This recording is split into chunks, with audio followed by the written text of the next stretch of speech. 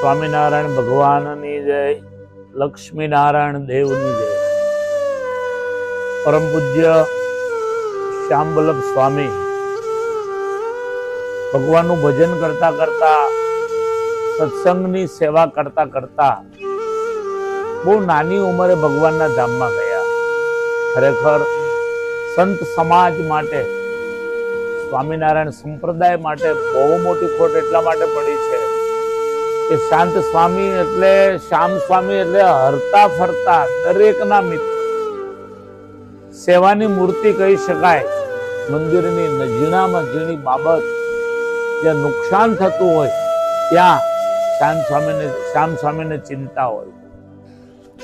શ્યામ સ્વામી દરેક વડીલો સાથે, દરેક મિત્ર સંતો સાથે, યુવાનો સાથે અને નાના સંતો સાથે પણ ભળીને કામ કરનારી મૂર્તિ એટલે પૂજ્ય શ્યામ સ્વામી. સારા એ સત્સંગ સમાજની અંદર વડતાલ દેશમાં એક નાનામાં નાના મંદિરનું ધ્યાન રાખવાનું હોય, હરિભગતનો પ્રશ્ન હોય. અમારી જેવા ગુરુકુળના સંતોના હરિભક્તો ત્યાં દર્શન કરવા જતા હોય, એક ફોન કરી દે એટલે બધી જ પ્રકારની વ્યવસ્થાઓ થઈ જાય. અને એ વ્યવસ્થાઓના કાર્યકર્તા એટલે પૂજ્ય શ્યામ સ્વામી.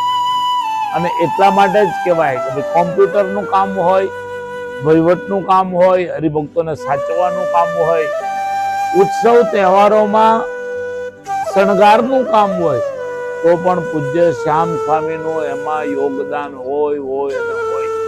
અને એટલા જ માટે શ્યામ સ્વામી આપણી વચ્ચેથી ગયા એ આપણા માટે ખૂબ દુઃખની ઘડી છે.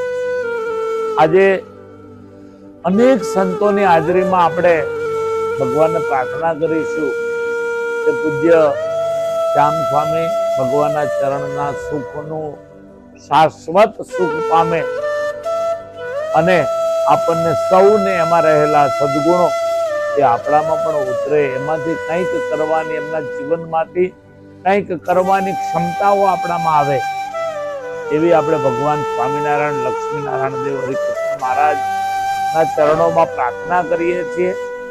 પૂજ્ય સંત સ્વામીને, શ્યામ સ્વામીના જવાથી બહુ મોટી ખોટ પડી છે. પૂજ્ય દેવ સ્વામીને બહુ મોટી ખોટ પડી છે. પણ ભગવાનની મરજી આગળ માણસ હંમેશા પામર છે. જેની જરૂરિયાત, જેની સેવા અહીંયા છે, એની જરૂરિયાત ભગવાનના ધામમાં પણ છે. શ્યામ સ્વામી તો ભગવાનના પડખે બેસી ગયા, પણ સંત સ્વામી માટે ખૂબ દુઃખની ઘડી છે. છતાં આપણે એ પણ ભગવાનને પ્રાર્થના કરીએ કે સંત સ્વામી અને એમના મંડળના તમામ સંતોને ભગવાન ખૂબ ધીરજ આપે અને એમને આવો ને આવો એક અન્ય સંત મળે કે જે સંત શ્યામ સ્વામીની જગ્યાએ ગોઠવાય તો ન શકે, પણ એમના નાના મોટા કામો કરી શકે અને ત્યાં બેઠા બેઠા શ્યામ સ્વામી સૌ સંતોને આશીર્વાદ આપે. એવી પ્રાર્થના સાથે સૌને ખૂબ ભાવથી જય સ્વામિનારાયણ અને શ્યામ સ્વામીના ચરણમાં શ્રદ્ધાંજલિના પુષ્પ અર્પણ કરી હું વિરમું છું. જય સ્વામિનારાયણ.